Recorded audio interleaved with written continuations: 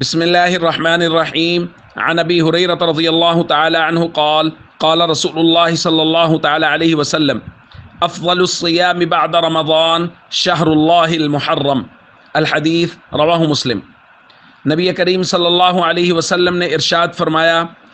رمضان کے بعد سب سے افضل روزے وہ اللہ کے مہینے محرم کے روزے ہیں۔ دوستو، محرم الحرام کے روزوں کی بہت سی فضیلتیں بیان ہوئی ہیں۔ ایک حدیث میں حضور علیہ الصلوۃ والسلام نے 10 محرم کی روزے کی فضیلت بیان کرتے ہوئے ارشاد فرمایا، صیام یوم عاشوراء، 10 محرم کا روزہ، احتسب علی اللہ ان یکفر السنۃ التی قبلہ، مجھے اللہ کی ذات سے امید ہے کہ وہ 1 سال گزشتہ کے گناہوں کا کفارہ ہوگا۔ اور 10 محرم کے ساتھ 9 محرم کے روزے کا بھی اللہ کے نبی صلی اللہ علیہ وسلم نے حکم دیا، کیونکہ صحابہ کرام کہتے ہیں کہ حین صام رسول اللہ صلی اللہ علیہ وسلم یوم عاشوراء وامر بصیامہ، جب حضور نے 10 محرم کا روزہ رکھا اور اس کے رکھنے کا حکم دیا تو صحابہ کرام نے عرض کیا، یا رسول اللہ، یہ ایسا دن ہے کہ یہود و نصارہ بھی اس دن کی تعظیم کر کے روزہ رکھتے ہیں۔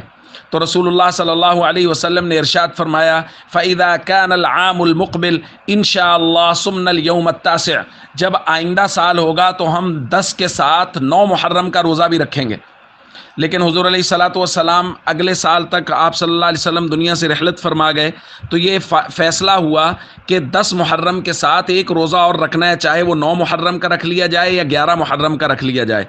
تو 9-10 یا 10-11۔ تو اس روزے کی بہت فضیلت ہے۔ اور یہاں ایک درخواست میں ضرور کرنا چاہوں گا، یہ جو ہمارے یہاں مزاج بن گیا ہے کہ شریعت کے کسی بھی حکم کے بارے میں جب تک یہ مینشن نہ ہو جائے کہ جی اس کی کتنی فضیلت ہے، محرم میں جہاں اور بہت ساری غلط فہمی ہیں وہاں یہ بھی ہے کہ جی بعض لوگ کہتے ہیں 10 محرم کا ایک روزہ 10,000 سال کے روزے کی فضیلت رکھتا ہے، 1,000 سال کے روزے کی فضیلت رکھتا ہے۔ اور یہ جو مزاج بن گیا ہے کہ جب تک یہ مینشن نہ کیا جائے کہ اس عمل سے کتنے سال کے روزوں کا، کتنے سال کی عبادت کا ثواب ملے گا، اس عمل کی طرف توجہ ہی نہیں کی جائے گی، یہ مزاج بالکل غلط ہے۔